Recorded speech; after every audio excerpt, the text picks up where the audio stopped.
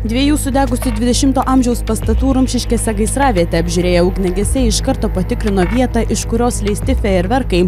Festivalio Granatos dalyviai tikino, kad gaisras įsiplėskė būtent po šventės kulminacijos.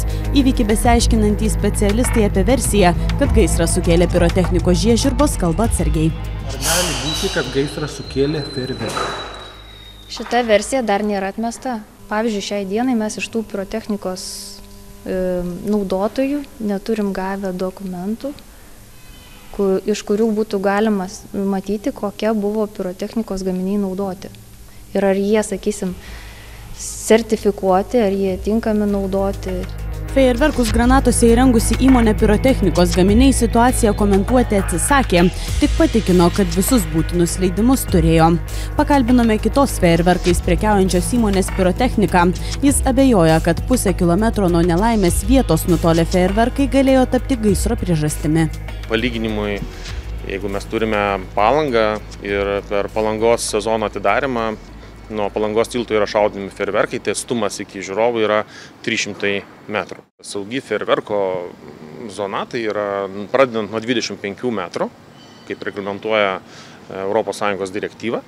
Be abejo, žiežirbų zona yra iki 100 metrų, kurį, kaip jūs galite interpretuoti, kad tokia būtų galimybė. Aš nežinau, koks turi būti vėjas, ar tai organinis, kad ta žiežirba nukeliautų 500 metrų.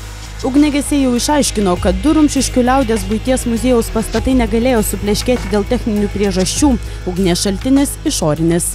Techninė gaisro priežasčių versija yra atmesta, nes pastato viduje nerasta nei šildymo įrenginių, nei elektros instaliacijos, nei kokių įvadų, dėl ko galėtų kilti gaisras.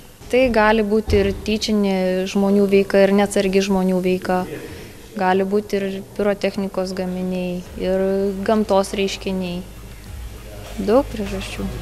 Skaičiuojama, kad sudegus 20 amžiaus pradžios statybos pastatams iš mažosios Lietuvos, muziejus patyrė apie 45 000 eurų žalą. Nors smagus festivalis baigėsi itin liūdnom pasekmėm muziejui, kultūros ministrė drausti festivalių Rumšiškėse nemato reikalo.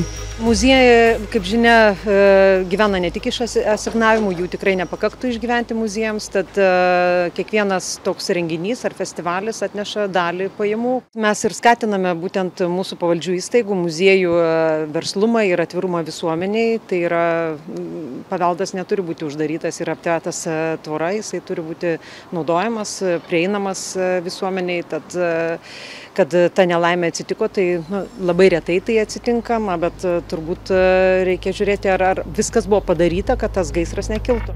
Kiek sumokėta už galimybę rengti festivalį muziejaus teritorijoje, jo direktorė neatskleidė.